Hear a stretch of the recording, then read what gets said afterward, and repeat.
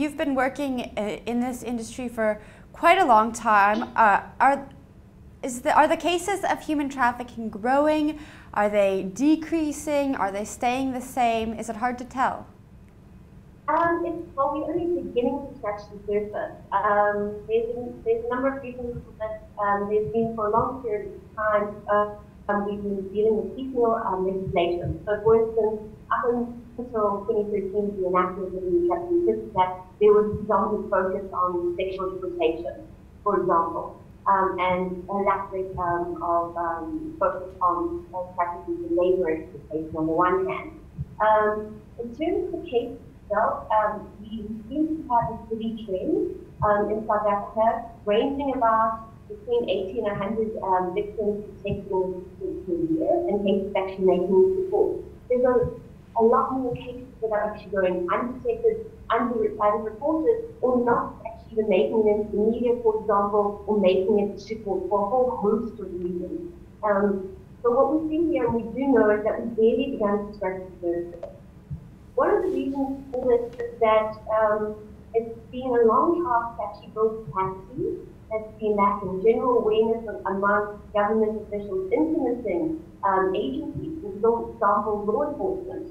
A lack of resources, a lack of personnel is also one of the reasons why we've been slow in terms of our detection of victims.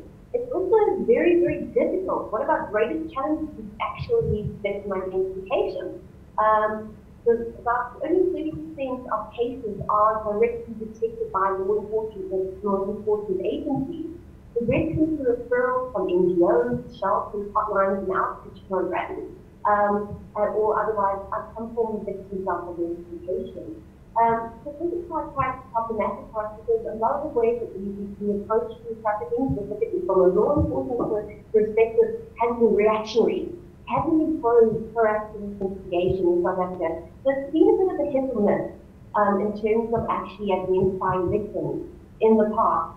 But in the past 2 years, we've had a lot more in terms of investment in capacity building amongst the key government departments like Home Affairs, like Social Development, Labour Department, law enforcement. So we're slowly growing capacity. But what remains problematic for us is the lack of resources as well. So this is also what makes it very highly difficult for us to actually identify victims in the first place.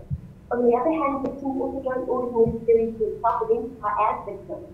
And this is also complex, specifically in the case of children. They don't know, for example, which to do. So they don't know that people really actually willing to help them. Similarly, in the case of vulnerable populations, like women in prostitution, like illegal migrants, for example, many are often exploited, they're trafficked as well, for sexual exploitation, for example, and they also are not sure that law enforcement or other agencies would be willing or able to actually do anything about the victimization. So it's also a question about educating the human population about why and what happens once they actually identify the victims, because many victims are scared that they feel entitled by the traffickers against themselves and their families. They also fear that they fear PPE, for example, that they may be reported, or there might be some other sanction against them for also being illegally in the country in the first place.